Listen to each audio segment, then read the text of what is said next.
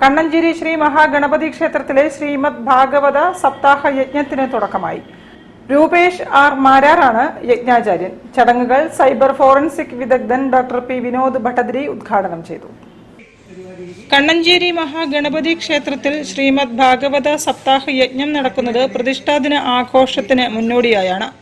May 12-ന് ആരംഭിച്ച സപ്താഹം 19-ന് അവസാനിക്കും. പോലൂർ രൂപേഷ് ആർ മാരാറാണ് യജ്ഞാചാര്യൻ.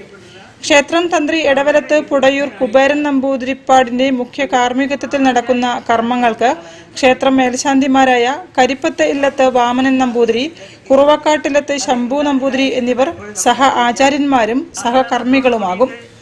സപ്താഹത്തിന്റെ ഭാഗമായി എല്ലാ ദിവസവും വിഷ്ണു സഹസ്രനാമ പാരായണവും ഭാഗവത പാരായണവും പ്രഭാഷണങ്ങളും ഉണ്ടാകും. വിഗ്രഹഘോഷയാത്ര, ആചാര്യ സ്വീകരണം, ആചാര്യഭരണം, കലവറ നിറക്കൽ എന്നിവയോടെ സപ്താഹ പരിപാടികൾ ആരംഭിച്ചു.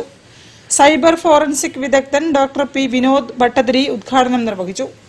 ചിലപ്പോൾ 500-600 വർഷങ്ങൾ മുമ്പേക്ക് ജീവിച്ചിരുന്ന ഏതോ ഒരു കാരണവർ ഉപാസിച്ചു കൊണ്ടുവന്ന് തുടങ്ങി വെച്ച് അതങ്ങനെ വലുതാക്കി കൊണ്ടുവന്ന് ഓരോ തലമുറയും വിചാരിക്കും എൻ്റെ കാലം കഴിഞ്ഞാൽ ഇനി എന്താണാവോ സംഭവിക്കാൻ പോണേന്ന്.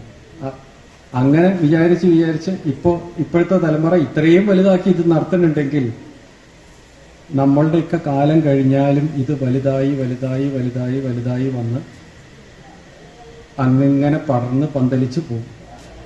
ആഘോഷ committee chairman K V Sivadasan അധ്യക്ഷനായിരുന്നു.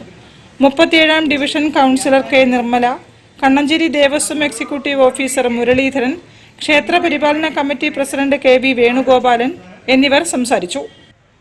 News bureau, Kozhikode. സോളിഡാരിറ്റി മഹല്ല് എക്സലൻസ് അവാർഡിന് അപേക്ഷകൾ ക്ഷണിച്ചു. നിശ്ചിത ഫോർമാറ്റിൽ എൻട്രികൾ